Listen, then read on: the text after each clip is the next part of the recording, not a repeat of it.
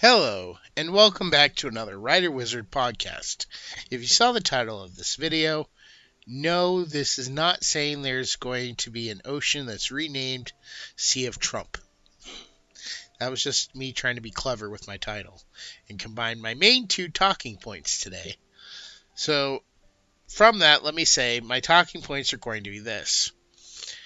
The current condition of Sea of Thieves, which, to Sea of Thieves fans, I'm sure you're sick of people saying a lot of this stuff when they talk. But I want to address some of the issues I've had with Season 14 and some ideas I have that could be beneficial to Rare.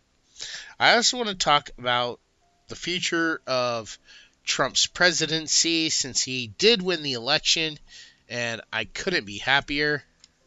Also, I'm going to close out this podcast today by reviewing two video games. I like to do some reviews in this, so I want to review Silent Hill 2 and Star Wars Outcast, which I was hyped for both games. So let's go ahead and jump in.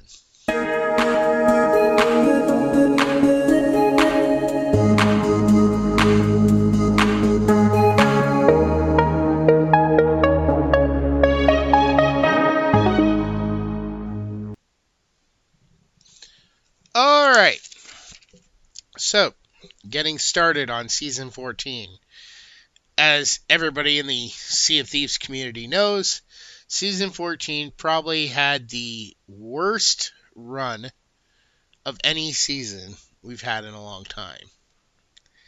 Which is shocking because we really didn't get any real new, content, really. I mean, we got new guns. We had the ability to crouch finally added, which people have wanted for a long time. But there wasn't any, new missions. No new places to go, no real new quest or anything to do.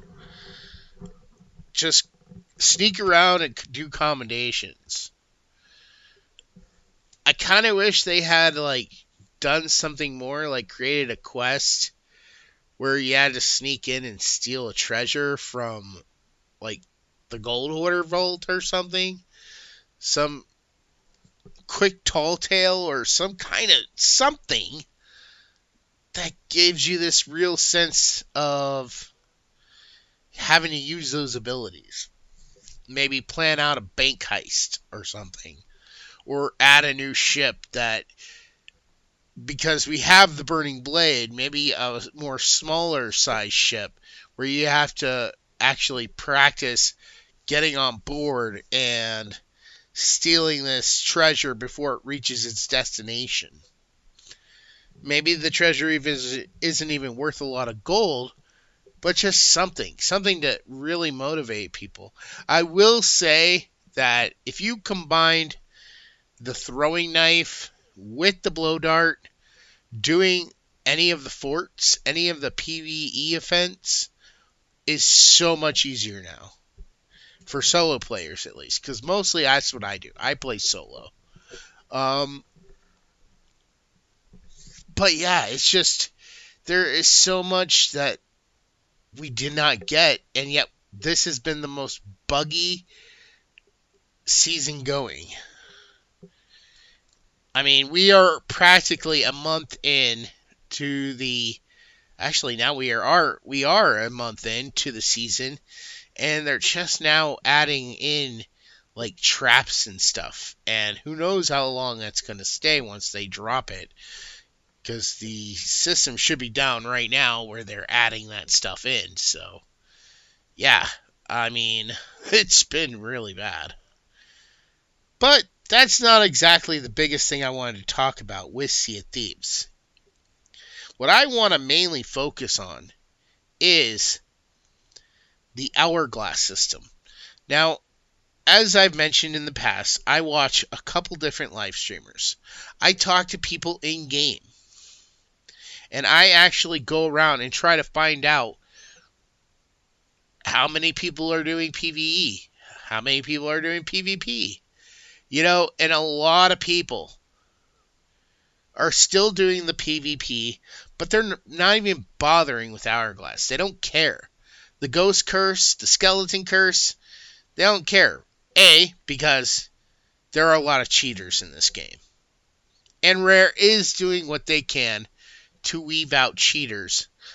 But the grind to get these rewards is just so astronomical that your casual player, which makes up like 75% of the player base, they don't get a lot of time to just sit there and farm Hourglass. They don't get a lot of time to sit there and devote to PvP. Sorry if I'm slowing down when I say that, because I want to make sure I'm saying PvP and not PvE. But they don't have the time to really focus on PvP. And since this is not just a PvP game, as most people would go around claiming, and I know they won't actually say it, but they will come up to me and they'll be like, "It's a pirate game, bro." Yeah, and you are not acting like a pirate.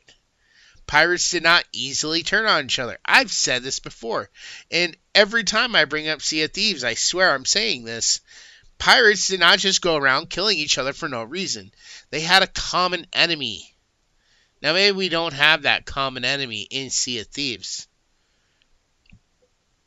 but we have two major factions. Now, I can understand if you're a regular pirate and you see a Reaper ship, okay, I can understand attacking the Reaper ship. They are an opposing faction. They are a rival gang. Of course, if you see a rival gang who you know is against you, you are going to sink them. You are going to attack them.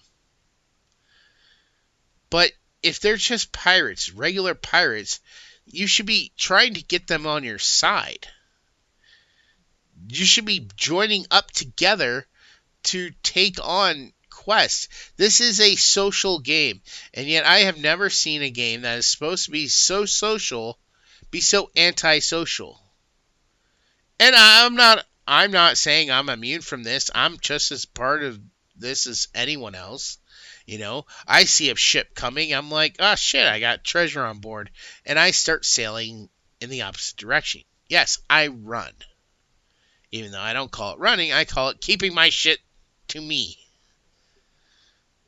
I want to hurry up and sell my stuff before you can come steal it. Sorry, I actually want to get a reward for the hard work I've put in. I get that all the time. People say, "Oh, well, why are you running?" I'm not running. I'm getting away from you because I want my shit, and I don't want you stealing it. And it's like, if you're going to fight, why are you jumping around? Why are you running all over my ship? Why are you running and jumping? You're just as much of a runner as I am. You don't just stand there and let me shoot you or stab you with a sword. So no, it's not running. It's just moving. Now, okay.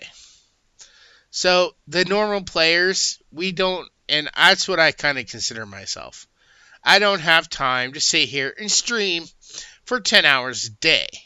I have a life, so I cannot afford to sit here and play Sea of Thieves for 10 hours a day. Yeah, I could probably put in a good couple hours on my days off. But even then, I'll start to feel bad because I got work to do. Even at home, I still have to work. I have a daughter to raise. I have a YouTube channel to manage. I have books to write. So I have quite a bit to do. And playing is, I do use my time wisely on Sea of Thieves. If I do come across other crews, I do try sometimes to talk with them and promote my books. So anybody who's found my YouTube channel from me meeting you on Sea of Thieves and pointing you in this direction and you bought my books, thank you. You people mean the world to me. I mean, every subscriber means the world to me. But these people I've actually talked with in almost real life. I mean, it's through a game, but I've actually talked to them. I've had conversations with them. So if you do, I mean, I would love to start doing that more often. And I try sometimes to stream games, but I just don't get a lot of views. So, and I know I don't have a reliable schedule where I can say, okay, every day at this time, I'm going to live stream a game. The other part of that too is that when I do live stream a game and I stop live streaming because of errors or just I run out of time for the day, I want to get back into the game. I get obsessed with playing the game. So I will try to do more, but I can't do that right now. So I said that Rare could do something then, right? I think I did. But here's what Rare needs to do. Because Hourglass is failing. Let's put it to the test and say 25%. No, I'll even be more generous than that. I'll say 40% of your player base has succeeded in Hourglass. At least reached the ghost or skeleton curse. But 60% of the players aren't. They don't care. Or they're just doing it whenever. That's the camp I'm in. I am in the camp where if I'm bored and I don't want to do a world event and I don't mind losing, I guess I'll go do an Hourglass match. The last one I did was like a couple days ago, and it was only one because it took forever. As soon as I rose up out of the water, the guy immediately tried to board me, got on my ship, killed me.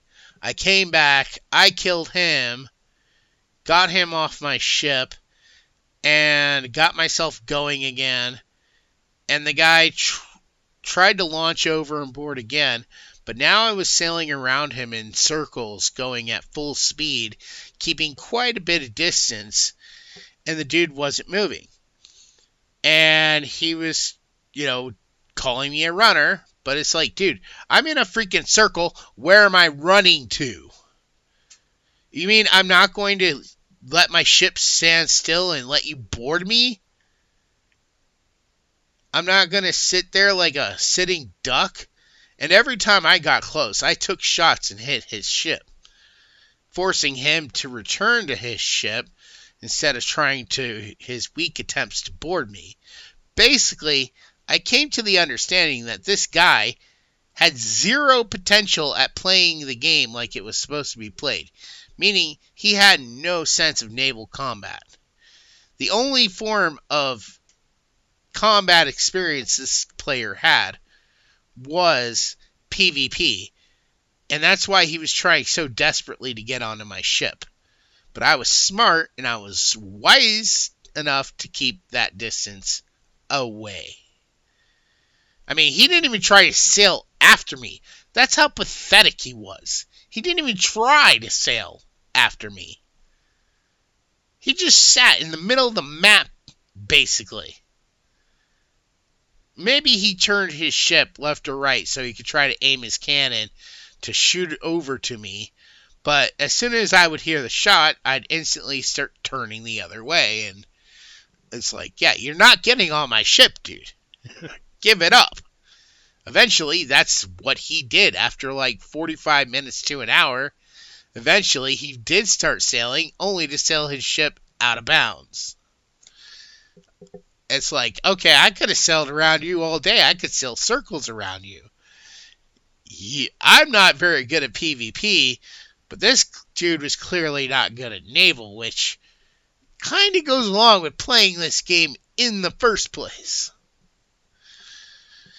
But, like I said, and that just really set in concrete something that I've been thinking about for a while, working on the, details for a while.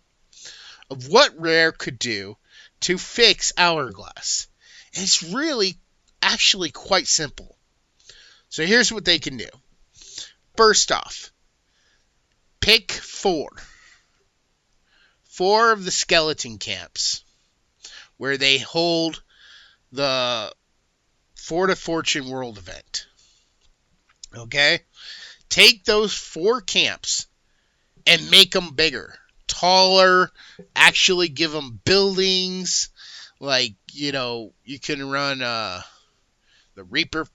I mean, it can run flags or have flag holders. But these are 4 larger camps with at least 5 good levels. And you could build them on top of the existing islands that they're on. And then what you do, and the reason why there's 4 is because we still can have a few that are the old kind. Since we got some new ones added for the Burning Blade event, we can have these 4 be like bigger than those, grander than that, but more on top, and maybe 1 or 2 levels on the bottom. Now, the reason I'm saying we need all these levels is so that it's not getting bottlenecked for this event.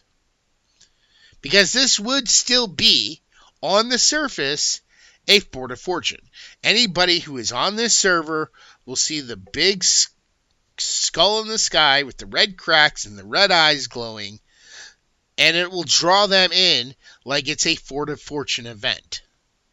However, it's not just a Fort of Fortune event anymore.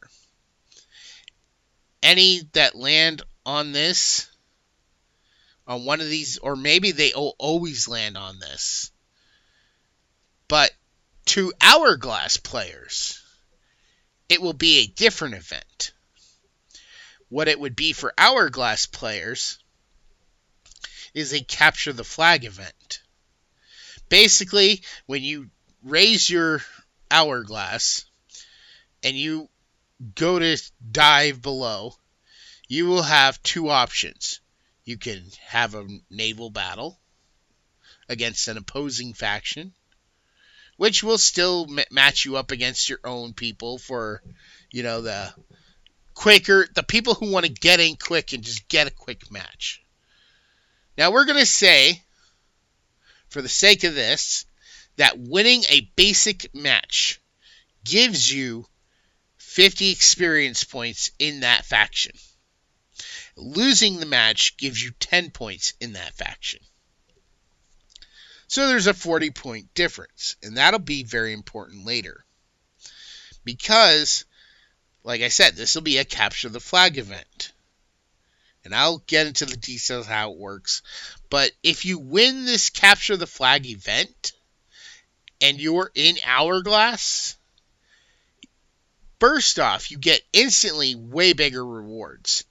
Instead of getting 50 for completing it, you and your crew, everybody on board, will get 150 points towards their Hourglass. That's the equivalent of 3 PvP battles for practically maybe the same amount of time. I mean, if you're on a galleon crew, you could probably finish this Fort of Fortune real quick. The only obstacle here is that you are fighting against probably another galleon crew. That is one thing that the system will have to do. It will have to, find an active Fort of Fortune that's not being taken over. And then it has to dump the 2 ships onto that server. Okay, but the 2 ships have to match. A galleon crew against a galleon crew. Or they could do a galleon crew for like Athena and 2 sloops from Reaper.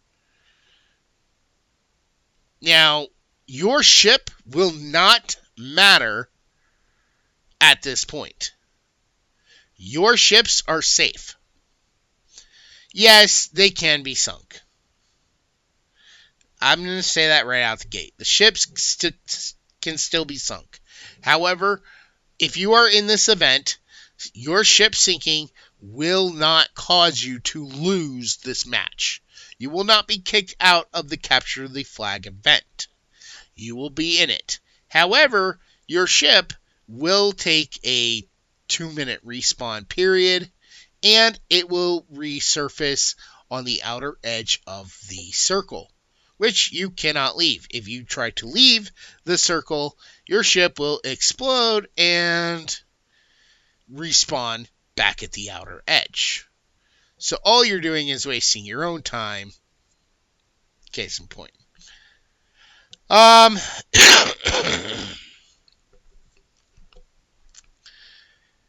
Then the circles also can be a little bit bigger, so it takes longer for the ships to get back, giving the crew that is on the island time to get a little bit of head with the Fort of Fortune. And on the rooftop, obviously, there will be a spot where the crews can go around and put their flag up. Now, you can put your flag up right away, or you can wait until the boss spawns in. It's up to you and your crew. But the only thing is that Athenas will instantly be allied together. You will instantly be put into an alliance. You cannot harm each other. You can even revive each other. Reapers, you are instantly matched up to, let's say we have an empty world event, and there's 2 Athenas and 2 Reapers. Then this could dump 2 Athenas onto the same server, along with those 2 Reapers. Now, it will pick a side for each, like the left side of the fort is where the Athenas will pop up. The right side of the fort is where the Reapers will pop up. You will sail to the island while the island is shooting at you, so instantly there you have to work, and you got to get on the island. Now, one person can stay behind and fix all 2 ships, while the other 3, I'm going by sloops here if you didn't notice. We're going to go with a sloop example for this. So, there's now 4 ships on this server. Now, that still means that there could be 2 other ships on the current server you're on. And if those ships are after the Fort of Fortune, they can show up to this event too. However, they don't have to worry about doing the whole capture the flag thing if they don't want to. I mean, they could always throw up their alliance to one side or the other. Or, they can just kill whoever's there once the boss is defeated. So here's what happens. So now you're constantly fighting for time. You're trying, you could try to work together till the boss spawns. That is always a possibility. But once that boss spawns, it's going to become an all-out free-fall. You're fighting the boss. The boss is summoning skeletons to fight you. You've got your crew plus up to 2 enemy crews, and maybe you have an alliance crew with you, maybe you don't. If we're talking 4 ships being locked into this, imagine if there were 4 galleons. That's going to take a while, and that's going to be a crazy match. Now, like I said, each ship will still receive, each crew will still get the 150-point bonus, but there's another bonus in it too. If you win, and you have your flag running when the boss is defeated, or I should say, as long as your flag is in place when the boss is defeated, but before the vault is opened, the loot inside will be specifically for that faction. Things that will give you both bonuses and like Reaper's Bones, as well as the Reaper Hourglass faction. The Athenas and the Guardians will have specific loot inside. For them, it's going to be Chest of Legends and other legendary stuff, but there will be new loot for Reapers. And all this loot that you get out of there will give you extra points towards your Hourglass. And one vault will instantly take you to the max flag. So if you're running in an emissary flag, it's going to hit grade 5. If you are in the Hourglass, your ship will max out on the level of treasure you have on board, which also gives you multipliers when you sell it. So all of that added in, you could be looking at 500 points or more by being the winner. Now, if you lose, you get 50 points if you lose. 100 points less than winning, but you at least come out of it like you were successful at one Hourglass. Plus, not to mention, the winner, when they turn in their Hourglass, being that their ship reached max treasure amount, will probably receive another extra 50 points. So there's that to take into consideration too.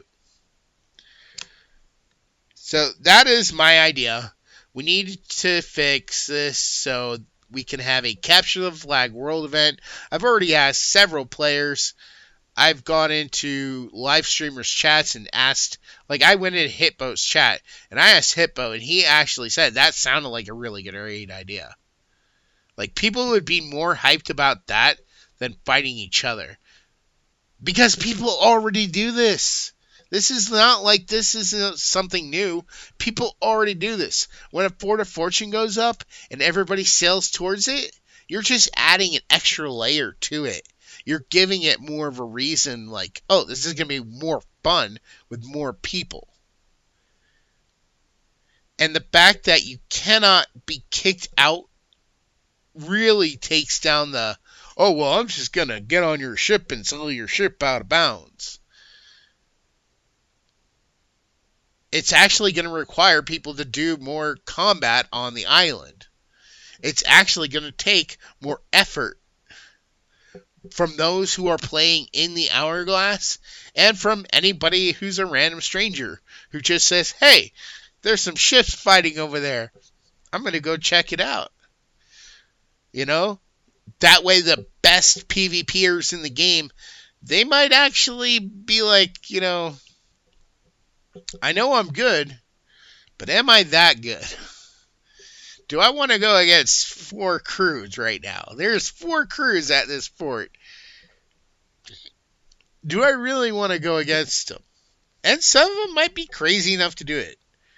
Hitbo might be crazy enough. Boxy, maybe. Fuzzy Bond, if he's running a galleon, he might. I don't think he would do it solo. But if he is running a galleon, he might. And the thing is they can choose a side. For instance, they can let Athenas win and then betray the Athenas as soon as the vault's open. That could always be a possibility too. So you still got to be on your guard. You still have to be, ready to go. This isn't and this is not the kind of loot where you can just say, I'm just going to take the 1 or 2 things I want. No, you're going to want every piece. And you're going to need a crew. This is I will say that this is possible. And there are ways that solo players like myself can do this because we would be matched up. Like I said, you are instantly thrown into an alliance. If there are ships, and this doesn't have to be the world event started because of this. No, it can the computer can find an active one that isn't being run, that hasn't had anybody start it. Say, okay, we're going to put the first 2 ships here. 1 Athena, 1 Reaper. And then let's say halfway through, there's an Athena and a Reaper in the queue. Well, we can now dump them onto that server and they can join the fight. And you would get, and there would be a little thing that would pop up and say, reinforcements have arrived. So you actually you'll know, oh, these, and the system will instantly alliance you with that new group that just spawned in. And you can break the alliance once the flag is won, but that's not going to be beneficial to you in any way. So the losers their ships will automatically be kicked out of the server, and they will just vanish. So, I mean, there's a lot that can go along with this, and I think this would be really beneficial. Like I said, I've talked to people, and they said that this sounds like a really great idea. So I'm curious to those people who are Sea of Thieves fans, what do you think? But right now, we're going to take a little break. When we come back, we will continue on with our next topic. For thousands of years, the world has been protected by the Guardian of Light, or as he is more commonly known, Santa Claus. Over the centuries, factors such as fear and prejudice, greed and jealousy, misunderstandings, betrayal and war have segregated most humans from the magical world of elves, fairies, wizards, and the like. This has resulted in many misconceptions and generalizations of the true nature of Santa and his world. This 6-book series by Sean Connaughton begins as the current of a long series of Guardians is murdered by a group of monstrous enemies recently escaped from an enchanted South Pole prison. These creatures are loyal to the darkness, an evil force determined to exterminate the light in order to enslave all creatures of the world. Shane Connor, an average young man, suddenly finds himself being trained as the new Guardian. As he adapts to his new life among fantastic creatures, he goes on an adventurous quest with a legendary wizard for the ultimate weapon to use against the darkness, and faces murderous enemies like Rasputin, Morgana Le Fay, Krampus, and many more. Along with his best friend Joe Gomez, Shane encounters politics, history, mysterious murders, new loves, his own hidden past, and racial dynamics among the fantasy races that turn out to be all too real. Their adventures reveal the true nature of the world and challenge the current state of how all races interact. This series expertly melds myths, legends, history, faiths, folklore, and secret societies into a fascinating, cohesive, comprehensive world of wonder and magic. From Atlantis to Olympus, from Hades to the moon, and from broomstick races to Christmas deadlines, join the new Santa Claus on his amazing journey. But beware! Will Shane's quest achieve his ultimate goal of destroying the darkness and preserving the light of the world? Or is he actually playing right into a plot by dark forces that will result in his, and our, ultimate doom?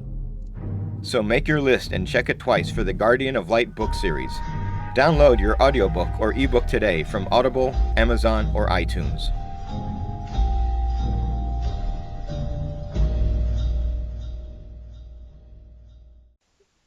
All right. So, Donald Trump has won the election. Thank you, God. I still hold by the stuff I said in, I did a previous video where I talked about why people hate Trump, and I don't think this was really clear in that video. So if you watch that video, I was talking about the reasons people hated Donald Trump before he ran for office. Before he ever said he was going to run for president. Because, like I said, I hardly ever heard anything about him. The only thing I really knew is that he was on The Apprentice. People didn't like him because they said he was an asshole. He was mean to the contestants. Okay, I didn't watch reality shows. Sorry.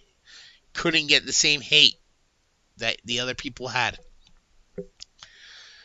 I wasn't really talking about what he's done since. But if I had to talk about what he's done since, like, he was making the country better. He was doing so much. And a lot of the things he says is very true. Now, I'm not saying he's never lied. I don't know if he's ever lied. I mean, everybody lies. And if you want to call him a liar, you probably lied about things too. At some point, I'm sure you lied also.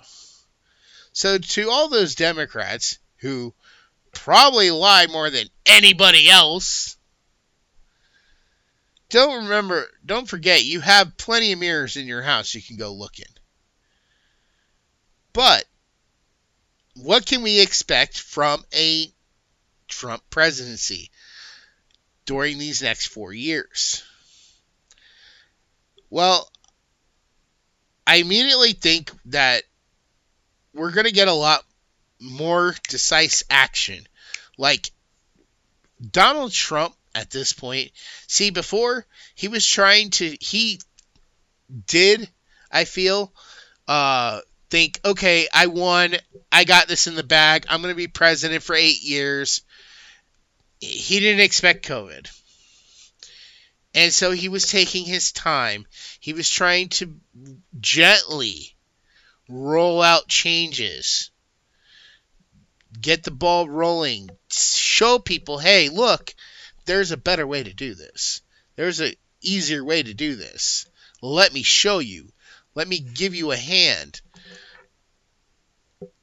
But I feel like, knowing that he's only got 4 years in office, he needs to, A, speed up things.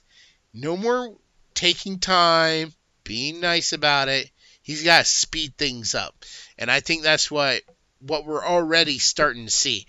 We're starting to see what he's planning as soon as he gets into office. And it's really scaring the crap out of Democrats. Because it's like, oh, this is going to make us look so bad.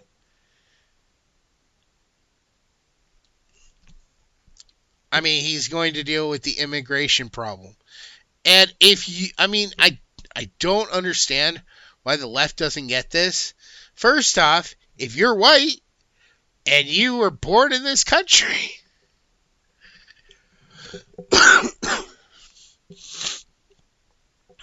you have the least to worry about of anybody.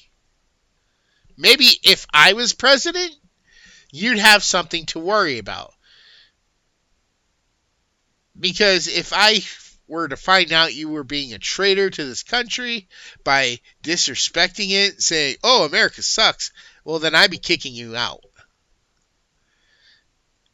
Donald Trump's not doing that. He's only going after people who have come into this country illegally. I know that's a hard word for people on the left to get. They don't know what illegal means because they don't know how to read a dictionary. That's why they don't even know what a woman is. So, or racism. They don't even know what racism is. Yet they use the word all the time. They use words without knowing what they mean. So, I feel like he's going to be really pushing to get these things out quick. And I think we're going to see some big changes, some real quick changes real soon. I also feel that he needs to spend the next 4 years preparing the next candidate. We need to make the next candidate start looking good now. Now, there has been talk, and I will admit, as soon as they announced that Donald Trump was the winner, I was on the phone with my friend. I said, oh my God, what if the left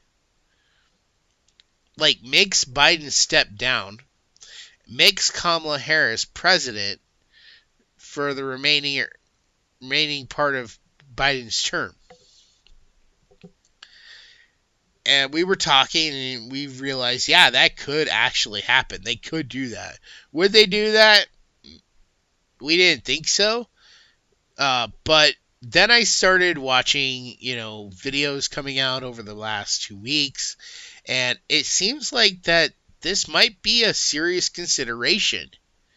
That Kamala might actually get pushed up to being president because Biden is going to step down, or they want Biden to step down. In which case, so they can, and if they do this, the only reason they're doing it is to claim they had the first female president. Well, to the Democrats, I have this to say to you. Go ahead and try. Try it, see what happens. Because yes, you can go around and you can say you had the first female president. But then if that were to happen, then Donald Trump needs to endorse Tulsi Gabbard as the next Republican candidate for President of the United States. If that happens, she will win. And the Republicans will forever have the boastability that Democrats may have had the first female president, but we had the first elected female president. I mean, even if they don't do that with Kamala Harris, it would still be so freaking funny if they have Tulsi Gabbard run for president during the next election cycle and she actually wins, and it's like the Democrats tried twice with two different women, could not get one to stick, and we ran our first pick for the first time for the Republican Party once, and she won. That would be epic. That would be amazing.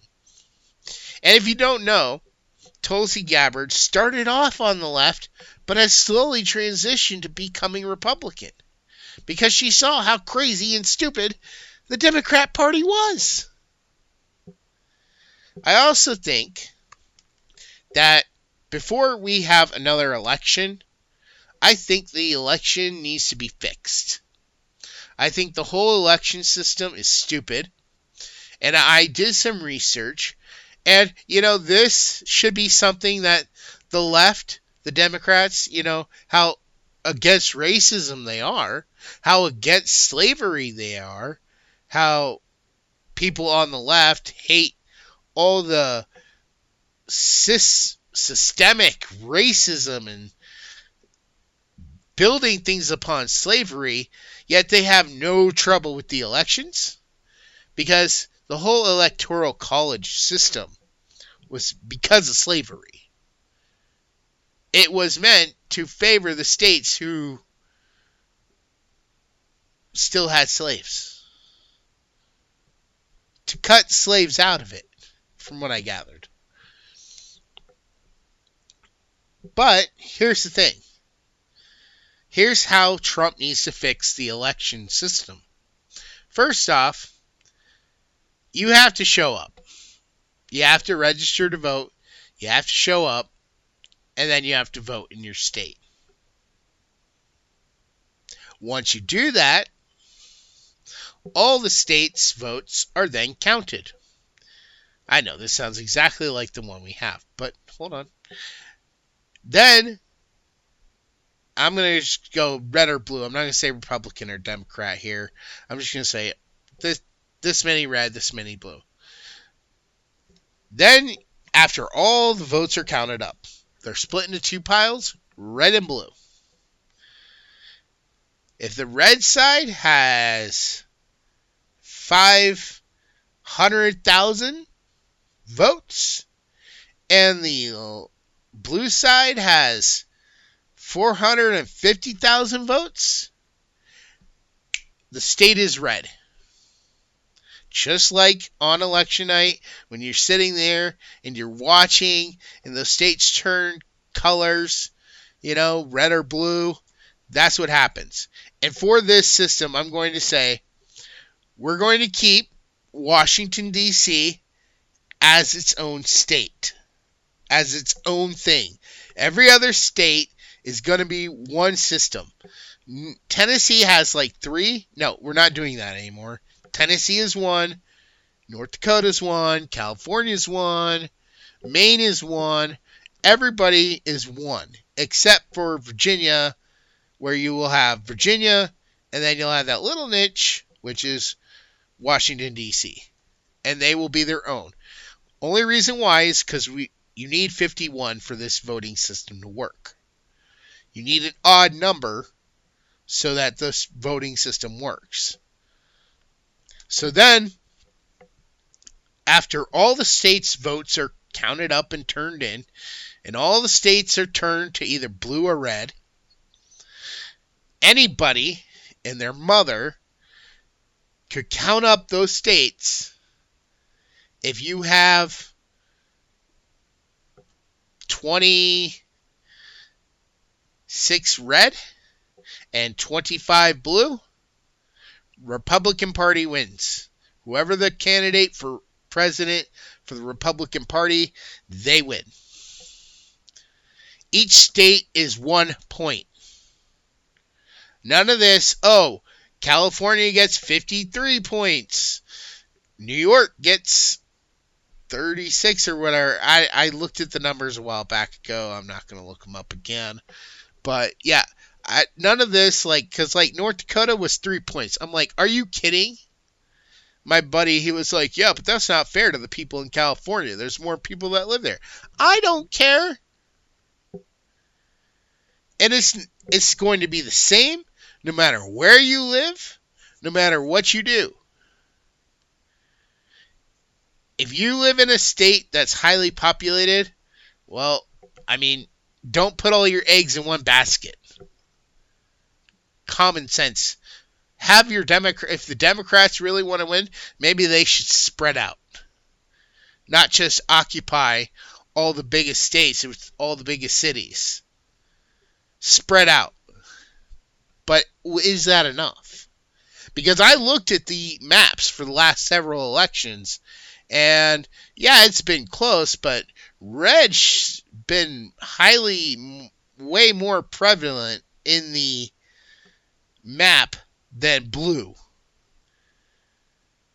And there were several of those where if you went by an election like this, we should have had Republican presidents. In fact, if you go through the past, we hardly have had very many Republican presidents. Democrats have always seemed to have a leg up. Now, you can say that that's because of cheating or just they ran a better campaign, but it just seems a little fishy. Now, okay, of course we have had moments like Trump proved twice, and I think there were a few others. There's Reagan, I believe, was Republican. And, whenever a Republican, mostly, Republicans do a really good job and people like them.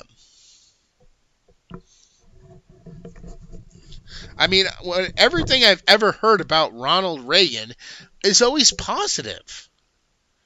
And yeah, you got crazy people on the left right now dissing Trump left and right, but that's because they want the clicks, they want the views. They're out for attention, and people give it to them.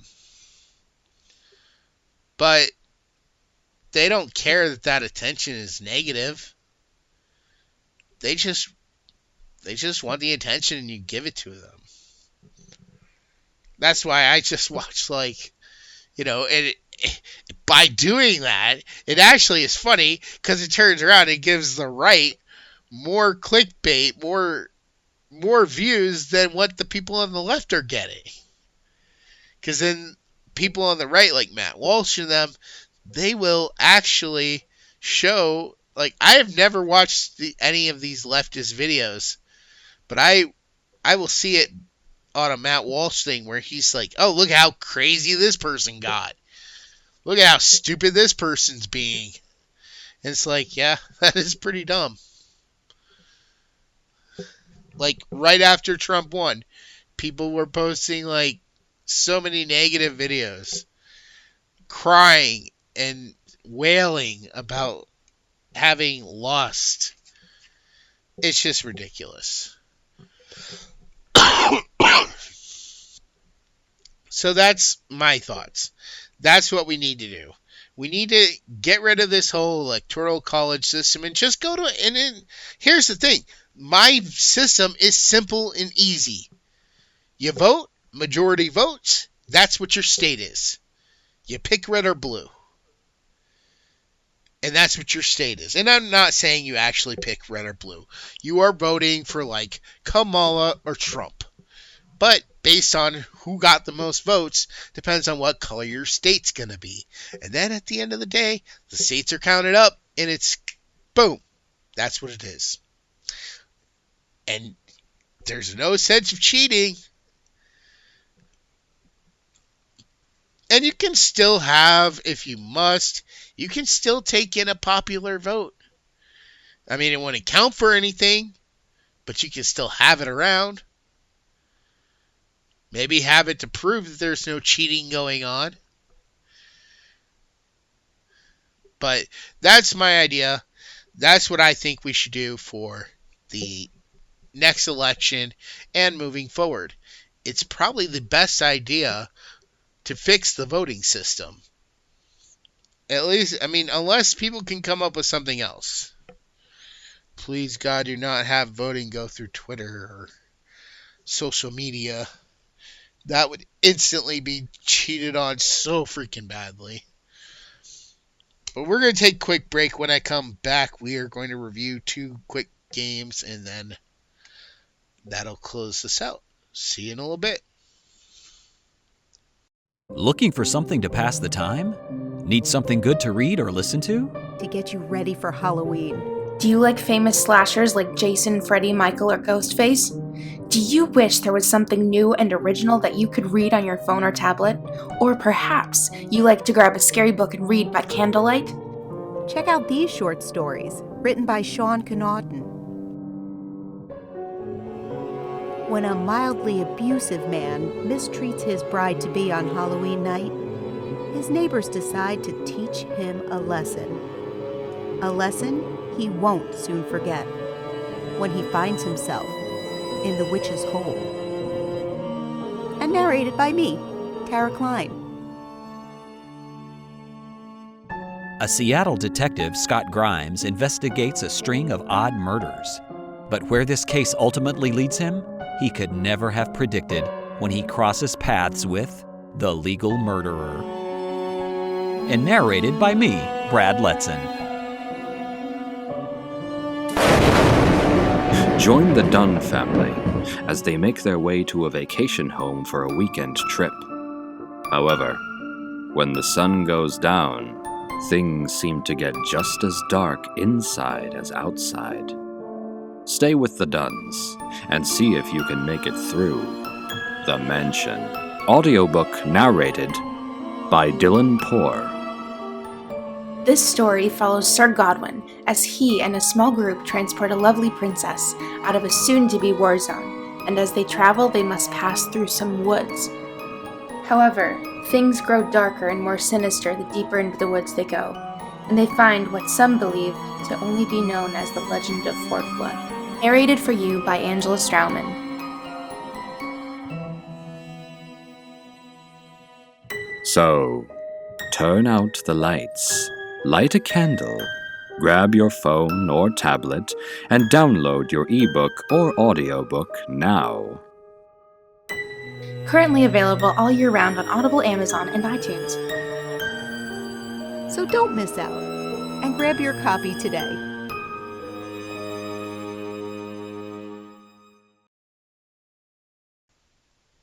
Alright, so we're back. And real quick, I want to review Silent Hill 2, the remake. Just came out not too long ago, back in October. I did get a chance to play it. I live streamed it.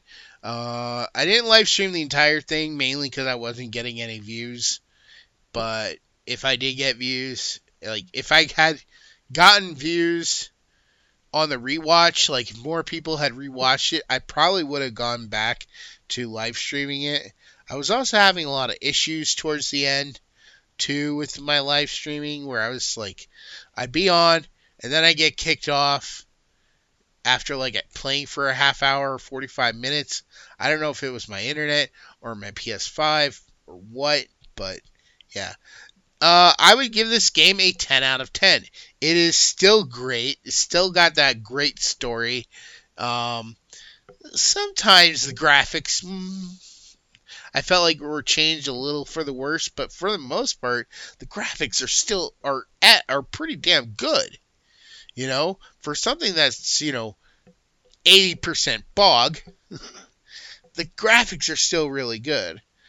I think the weakest part was the prison. It was a little too dark, and I know that's kind of the feel, but other than that, I definitely would love to see them do this with Silent Hill 1, and maybe they could even expand on Silent Hill 1, like maybe combine it with like maybe Silent Hill 3. Run the two stories, like if the two, because I've heard those two go together, or like Silent Hill 2 was kind of an offset from Silent Hill 1. So yeah, I mean, I would love to see that, or maybe they could bring in some new content that's completely new, giving you extra missions or extra people doing stuff from other games. Now that they've had many, many games to figure out where the story is going to go, they can incorporate some of that stuff into an upgraded Silent Hill 1. So, 10 out of 10. I definitely recommend going out. If you are a fan of horror games, go out and check this out for yourself. And now we're going to move on to Star Wars Outcast. This one I would give a 6 out of 10. It was enjoyable for the most part. I still have yet to complete it, but I'm getting close to the end of the story. I think I got like one more person to recruit, and then I gotta go to the main mission. And I don't know what's going to take place after that, but I feel like I'm getting pretty close because I've been playing for a while. The story has some issues though. Like, it's just I'm gonna go more into this, but it's too much like go here, do this, or here are 3 options to continue the story. Go do one option, go do all 3, and then move on to the end. And so it's just kind of been what I've been doing, like, oh.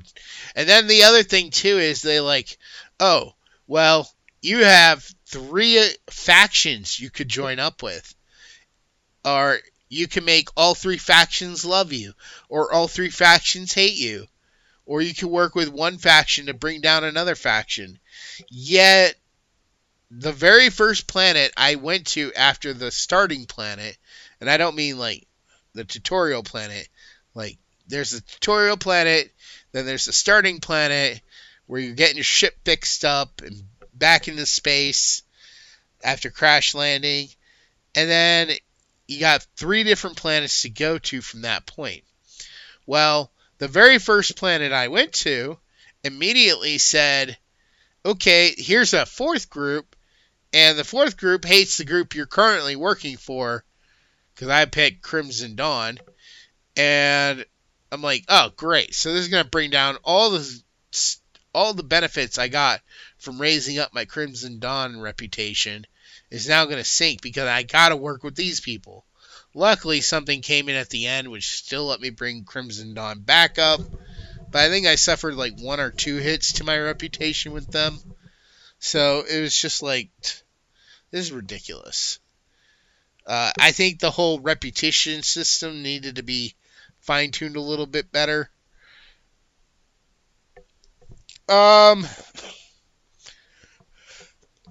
As far as gameplay, I feel like this had weaker gameplay than games that already exist by Ubisoft. I don't know if they did Tomb Raider, but this felt very Tomb Raider-esque. I mean, this at some point it stopped feeling like a Star Wars game and more like a Tomb Raider game with the climbing the walls and throwing basically a hook to swing across chasms or racing around on a speeder. That's the other thing too. Oh my god, going out on the speeders, shit, you could not get 5 feet without somebody chasing and trying to shoot you, and your speeder doesn't even have a laser. All you could try to do is outrun them. You can't even make them crash, really. You can only outrun them, which was stupid. But I feel like it also, like, I've never really played the Assassin's Creed games. I've kind of wanted to get into them. I've been hearing that they're talking about doing some remasters, so maybe if those come out for like PS5, I'll try it out. But I've seen plenty of game footage of Assassin's Creed games, and a lot of this did feel like they were trying to copy Assassin's Creed, just not as good. And I believe Assassin's Creed is a Ubisoft game who made Outcast. So, that's what it felt like to me. That's why that's at least one of the main reasons I brought the score down.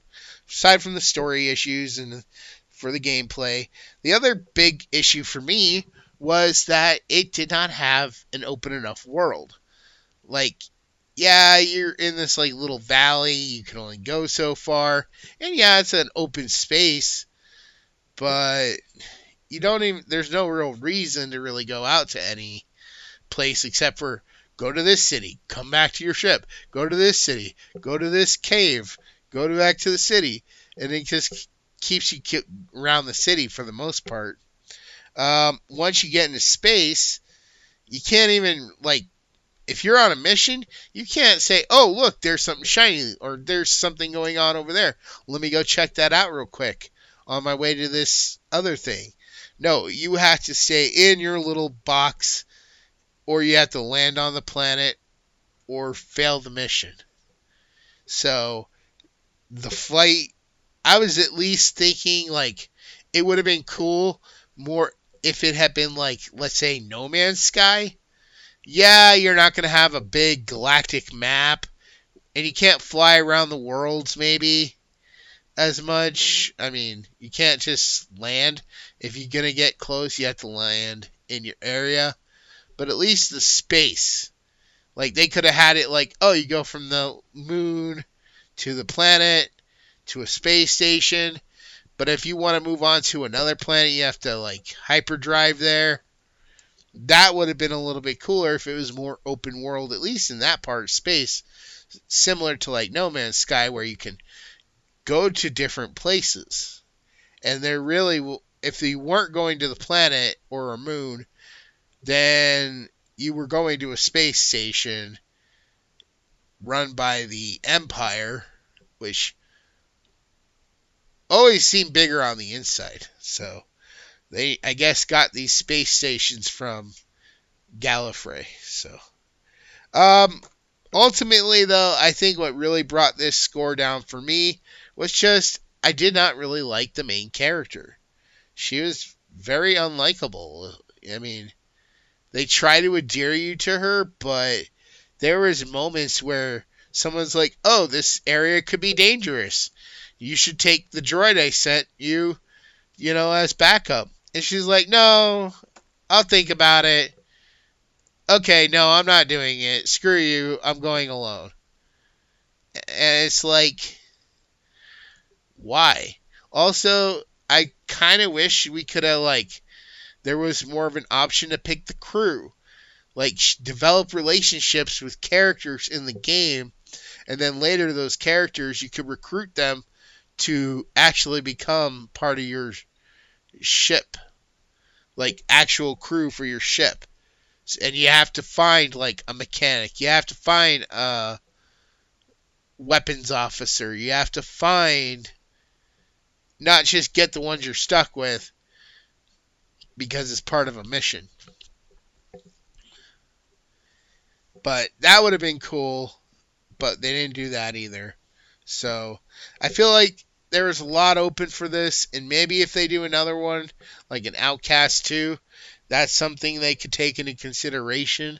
I think that would make it a lot better, but I just didn't really care for the main character. She seemed unlikable. Not that she was like a feminist or anything. I didn't really get much of that. And there wasn't like, oh, say pronouns or anything, or, oh, I'm the best because I'm a woman. No, she was just cocky and thought she was the best, and it just didn't come off that way because she's supposed to be, like, she is brand new to this entire thing. Like, she just started the job yesterday and acting like she's been doing it for 5 years. No, you just started the job yesterday. We don't even get a sense of passage of time. I don't even think there was day-night cycle. I'll have to keep that in mind when I go back to it. See, but I don't think there was. Now you can assume, like in Star Wars, that obviously there's time passing between jumps or something, but... Alright, that's going to go ahead and finish up this episode. Just some quick announcements.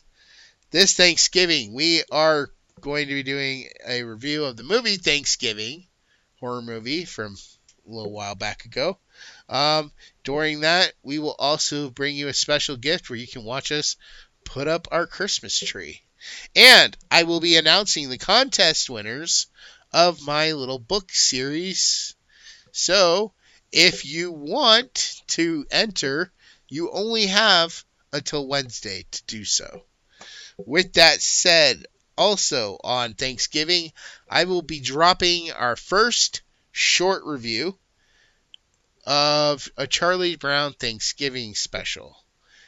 Because all December long, we are going to be doing short reviews. These are going to be like 5-minute reviews, and there's going to be one a day.